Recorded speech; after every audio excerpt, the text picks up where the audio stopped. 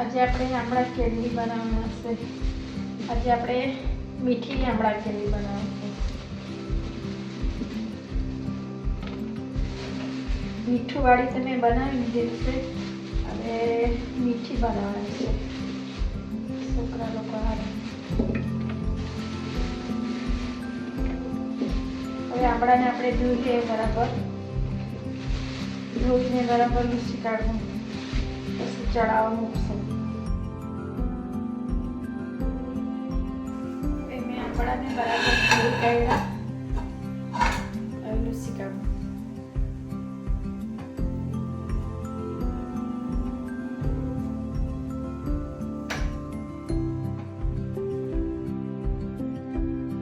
આમળા મેં ધોઈને બરાબર લૂછી લીધા. હવે એને આપણે બાફવા મૂકવું. બાફવા હારું મૂકી દીધા.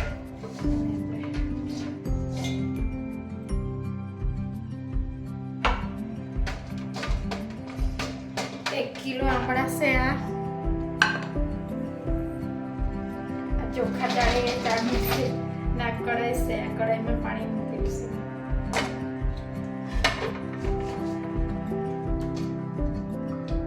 પાણી ગરમ છે. પહેલા ગરમ કરી મૂકેલું પાણી મેં. હવે એને ઢાંકી દઈએ. 15-20 મિનિટ સુધી બાફાય કરીએ. હવે ગેસ ચાલુ કરી દઈએ આપણે. થોડી વાર આપણે ફૂલ કરી દઈએ. પછી ડીપ કરી દઈએ.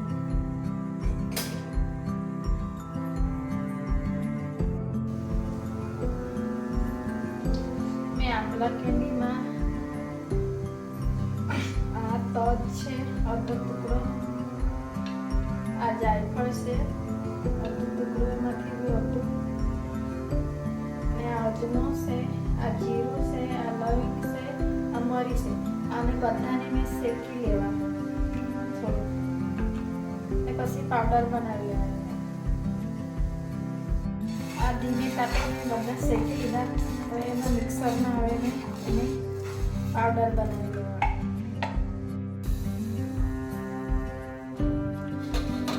આપણા આમળા બફાઈ ગયા.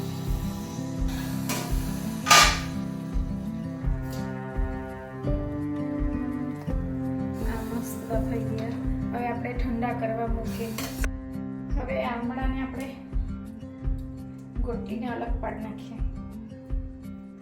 અલગ કરી લઈએ ગોટલીને આવી રીતે. પછી મિક્સરમાં આપણે પીસી લેવાનું. પેલા વખતે મેં પાચન આમળા બનાવેલું. આ વખતે છે ને શરદી ખાંસી થાય એના માટે મેં બનાવવાનું છે. તો એના માટે મેં છે ને લવિંગ, મરી, તજ, સૂંઠ, આદુ સુખાવીને એનું પાવડર બનાવેલું છે. એ નાખવાની છું. હલ્દી નાખવાની છે. અને આ બધું નાખવાનું છે. અજમો, જીરું બધું નાખવાનું છે. બધું આયુર્વેદિક તરીકે બનાવવાની છું મેં. મારી છોકરી આયુર્વેદિક છે તો એ મને કીધેલું છે કે મમ્મી આ બધું નાખજો. શરદી કંઈ નહીં થાય શિયાળામાં. દરરોજ એક ખાવાનું. હવે આ મેં ગોટલા કાઢી નાખ્યા આમળામાંથી. હવે આમળાને ક્રશ કરી લઈએ. આમળાને મેં મિક્સરમાં ક્રશ કરી લીધા. હવે આપણે એને બનાવશું. હવે ગેસ ચાલુ કરીએ.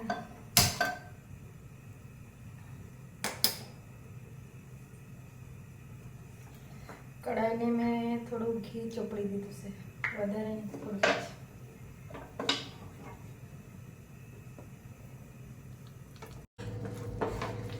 આ 1 કિલો આમળાનો માવો છે.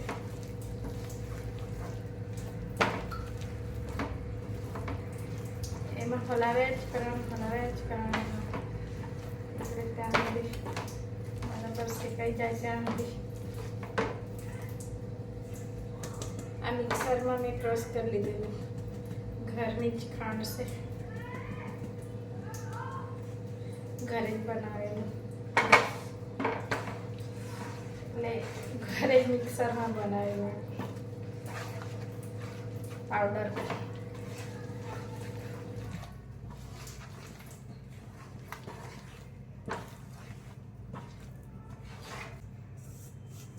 એટલે આપણે ઉપરથી ભભરાવાળું રાખ્યું કે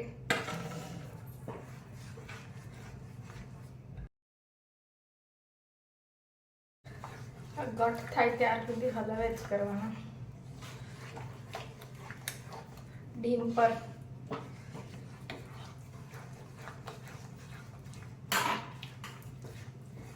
એક કિલો આંબળા હતા તો 1 લીંબુ નાખવાનો, 1 લીંબુનો રસ નાખવાનો આમાં.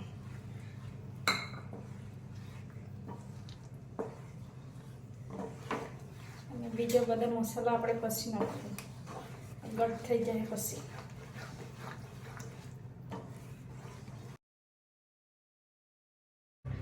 2 ચમચી કોર્નનું પાવડર મેં મિક્સ કરેલું છે પાણીમાં. કોર્નનું પાવડર એનાથી સારું જાડું જાડું થઈ જાય પછી જલ્દી.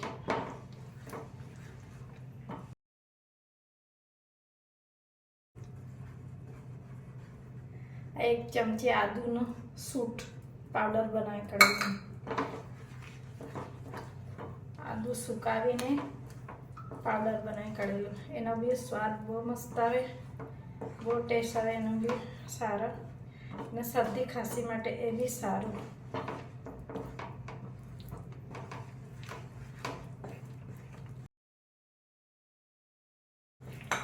આ મસાલા મેં બનાવેલો તે બધા મારી છોકરીએ કીધેલું તે. એને બી બરાબર આપણે મિક્સ કરી લઈએ.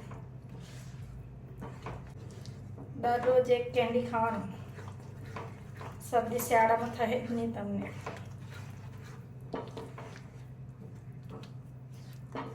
સવારે ખાલી પેટે 1 કેન્ડી ખાઈ લેવાનું.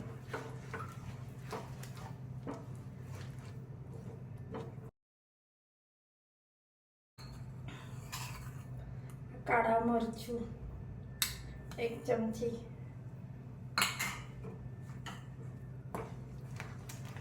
ટેસ્ટ મસ્ત આવે, ફીકું નહીં લાગે.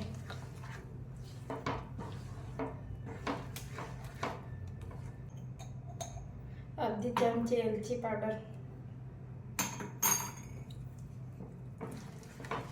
એ બી મસ્ત સુગંધ આવે, એનાથી ખાવાનું મન થઈ જાય. આપણે કલર નહીં નાખવાનો, હળદર નાખવાનો, એ બી સારું. કફ કઈ એવું બધું થાય તો સારું. એટલે તો હળદર દૂધમાં મિક્સ કરીને પીએ ને શરદી ખાંસી થાય તો એ હું મને નાખવા કીધેલું છે મારી છોકરીએ. આયુર્વેદિક ડૉક્ટર છે મારી છોકરી, એને કીધેલું છે કે આવું આવું નાખજે મમ્મી, આ બધું ને બનાવજો એમ કીધું છે.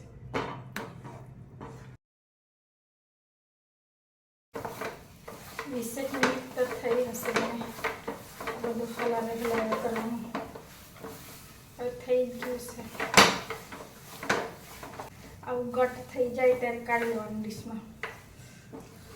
થઈ ગયું, મસ્ત બની ગયું. સ્મેલ બી બહુ મસ્ત આવતી છે.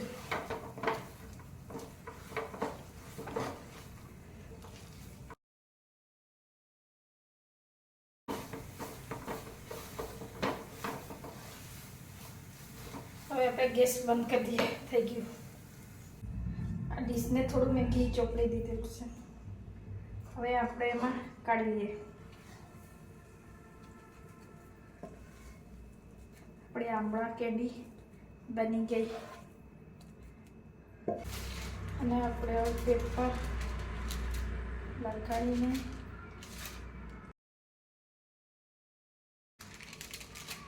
એકદમ નામ પૂરતું પેપરને ઘી લગાડી દીધું છે ચોટાઈને ગઈ માટે. હવે એને છે ને 2 કલાક નહીં તો 1.5 કલાક સુધી રાખવાનું. ઠંડુ થઈ જાય, એકદમ સેટ થઈ જાય ત્યાં સુધી બસ કાઢીને કાપી લેવાનું.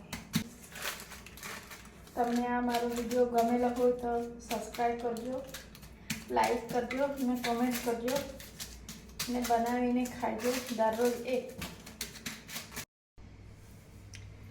આપણે આમળા કેન્ડીને કાપી લઈએ.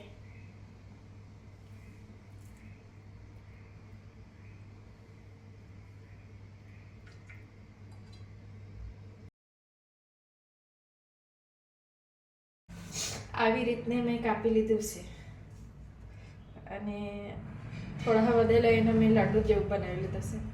હા, બહુ મસ્ત દેખાતો છે આ. હા, દેખાય એવો, ટેસ્ટ બી એવો જ લાગે. અને આને ખાંડનું બુરાદા લગાડી દીધું છે, એ પાવડર ખાંડનું. એને બી લગાડવા જ પડે, પણ મેં એક આમ જ રાખેલું છે, પછી લગાડી દેવા, પછી એકબીજાને ચોંટી જાય એટલે. આ ખાંડનું પાવડર છે, એને લગાડી દે, પછી એકબીજાને ચોંટે નહીં.